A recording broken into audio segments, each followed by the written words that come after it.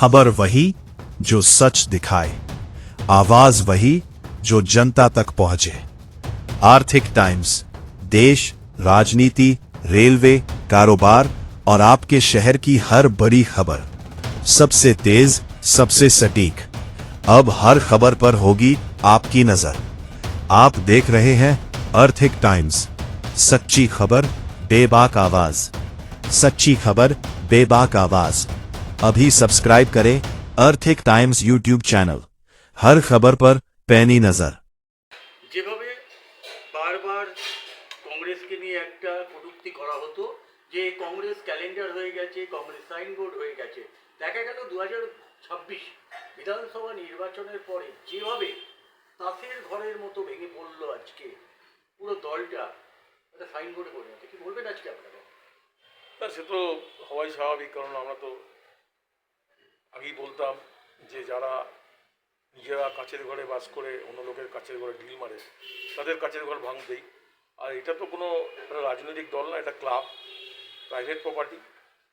তাই যে কাজটা ওরা করেছিল সেইটাই আবার সেটা হচ্ছে, কারণ নিজেদের স্বার্থে এরা তখন ক্ষমতায় দল ভেঙে নিয়ে এসেছিলো। এখন দেখেছে যে ক্ষমতা যখন চলে গেছে তখন এরা ঠিক দলটা ভেঙে চলে যাচ্ছে, নিজের স্বার্থের জন্যই আবার যাচ্ছে।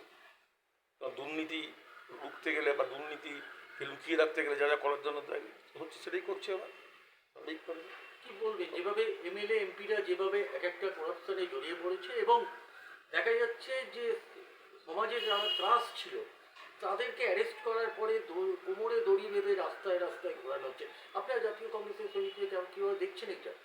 দেখুন, ব্যাপারটা যে প্রথমত জনরস্ত আছে, কারণ দীর্ঘ 15 বছর ধরে যেভাবে লুট হয়েছে এবং সাধারণ মানুষের ওপর অত্যাচার হয়েছে, এবং সত্যতা শুধু নয়, সেখানে পুলিশ তাদের কোনোভাবে সরকার তার বিরুদ্ধে প্রতিবাদ করেনি, জনগণ কোনো জায়গায় গিয়ে তাদের বিচার পায়নি।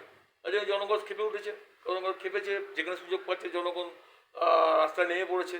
এবং একটা জিনিস তবে আমরা মনে করি যে বিচার ব্যবস্থার মধ্যে দিয়েই সেটা সবার শাস্তি দেওয়া উচিত, এবং তাদেরকে যা অন্যায় করেছে তার জন্য পুলিশ আছে, পুলিশ তার বিচার করবে। তো এটা একটা নতুন জিনিস দেখছি, কোমরে দড়ি বেঁধে ঘোরা হচ্ছে, ভালো জিনিস। তবে আমার মনে হয় এটা হচ্ছে মানুষ তো ক্ষিপ্ত হয়েছেই, মানুষ তো জনরোষের সৃষ্টি হয়েছে। মানুষ আজ খেপে উঠেছে, মানুষ বিচার পাচ্ছিল না, মানুষ একটা স্বস্তির নিঃশ্বাস ফেলছে, তাই মানুষ খেপেছে। এবং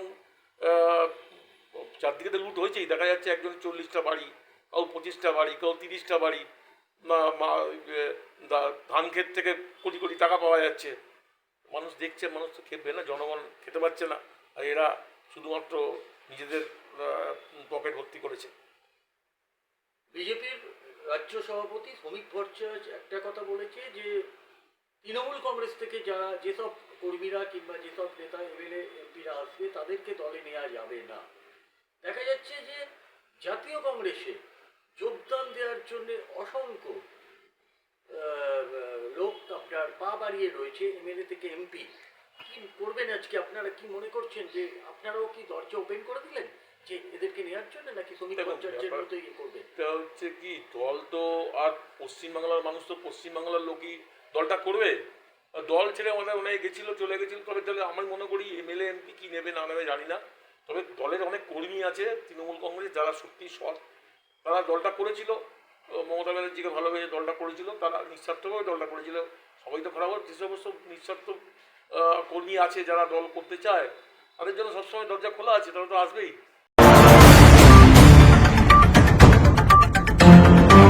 বেকার করে দেওয়া হলো জাতীয় কংগ্রেসের তরফ থেকে, আপনারা কিভাবে রাজপথে নামবেন এই আন্দোলনকে করতে? জাতীয় কংগ্রেসের পক্ষ থেকে আমরা সবসময় আমরা জানি যে রেলের জায়গায় মানুষ বসে আছে, কিন্তু এটা তো ঠিক নয় রেল কারের জন্য, সাধারণ মানুষের জন্য। সাধারণ মানুষ যদি খেতে না পায়, সাধারণ মানুষ যদি পেটে ভাত না থাকে, তাদের তো ব্যবস্থা করতেই হবে। এটা আজকের ব্যাপার না, দীর্ঘদিন ধরে স্টেশনে হকাররা রয়েছে। আমাদের তো পক্ষ থেকে এবং আমাদের আইনজীবী শ্রমিক সংগঠনের পক্ষ থেকে আমরা তো দাবি করেছি আগে হকারদের পুনর্বাসন দিতে হবে, তারপরে হকার উচ্ছেদ করতে হবে।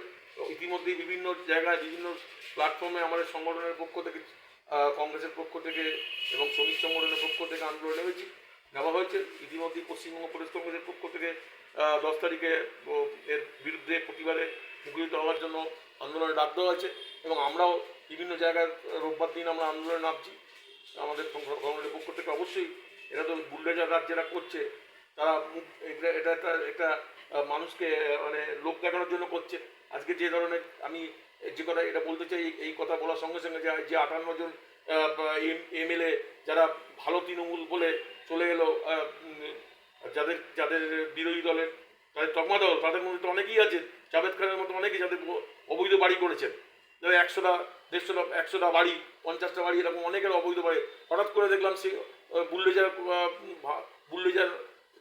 বুলডোজারের মাধ্যমে সে সমস্ত অবৈধ বাড়ি ভেঙে দেওয়ার কথা বলার পরেও দেখলাম এখন থেকে সে সমস্ত বুলডোজার বন্ধ হয়ে গেল। দেখছি না জাভেদ খানের কোনো বাড়ি ভাঙা হচ্ছে। সুতরাং এটা লোককে দেখানো, এগুলো এই নতুন ক্ষমতা এসছে, লোক দেখানো হচ্ছে, এটা কিছুই হবে না।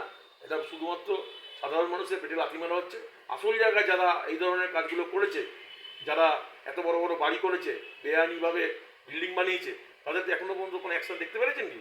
আপনি দেখতে পেরেছেন জাভেদ খানের কোনো বাড়ি একটার পর আর কোনো ভাঙা হয়েছে? সুতরাং আমি মনে করি এটা গিমি আর কিছু না। আচ্ছা, 21শে জুলাই যেটা তৃণমূল কংগ্রেস বরাবর পালন করে আসতো মহা ধুমধামের সহিত শহীদ দিবস, সেখানে দেখা যেত না জাতীয় কংগ্রেসকে সেভাবে এই কর্মসূচিকে পালন করতে, দেখা যায় ছোট করে পালন করা হচ্ছে। এবারে 21শে জুলাই যেহেতু তৃণমূল কংগ্রেস আর নেই ক্ষমতায়, জাতীয় কংগ্রেসের তরফ থেকে কীভাবে আপনারা পালন করবেন? দেখুন, 21শে জুলাইটা আমাদের কাছে একটা আবেগের দিন এবং আমাদের কাছে দুঃখের দিন। 21শে জুলাই আমরা প্রতি বছরই পালন করি। হ্যাঁ, তৃণমূলের এই ক্ষমতায় থাকাকালীন তৃণমূলের যে বারবারান্ত, তাতে আমাদের যাওয়া পড়ে যেত। আমরা বিভিন্ন সময় এই 21 জুলাই উপলক্ষে পশ্চিমবঙ্গ প্রদেশ যুব কংগ্রেসের পক্ষ থেকে রক্তদান শিবিরও হয়েছে, আর এছাড়া অনেক কর্মসূচি পালন করা হয়েছে। কিন্তু হ্যাঁ, আমাদের ক্ষমতা ছিল না, আমরা যেটা করা হয় যে ডিজে নাচানো বা পাগলু ড্যান্স আমরা করিনি, কারণ এটা একটা শোকের দিন। 13 জন কংগ্রেস যুব কংগ্রেস কর্মী মারা গেছে, প্রাণ গেছে, তো সেটা তো ডিজে নাচের জায়গা নয়। এটা উনি করতেন, উনি এটা শোক দিবস পালন করানো উৎসব পালন করতেন, সেই জন্যই অনেক বড় করে করতেন। তো অবশ্যই আমার দায়িত্ব আছে, কারণ কংগ্রেস কর্মীটা মারা গেছিলো, আমাদের ঝান্ডা নিয়ে মারা গেছিলো। তো আমরা এবছরও এবার পালন করব, প্রতি পরে ব্লক স্তরে থেকে আরম্ভ করে রাজ্য স্তর পর্যন্ত 21 জুলাই পালন করব। আশা করছি আমরা আমাদের মতো একটা মানে সুন্দরভাবে শোকসভা মানুষকে যেভাবে পালন করা উচিত, মানুষের প্রতি শ্রদ্ধা নিবেদন যেভাবে করা উচিত, সেটা আমরা করবো। তবে পাগলু ড্যান্স অবশ্যই আমাদের প্রোগ্রামে হবে না, আমাদের ওখানে নিশ্চয়ই ডিজে বাজবে না, এটা মনে করি। নাম দেখছে আমার নাম কল্লোল মুখার্জি, রাজ্য কংগ্রেস কমিটির সদস্য।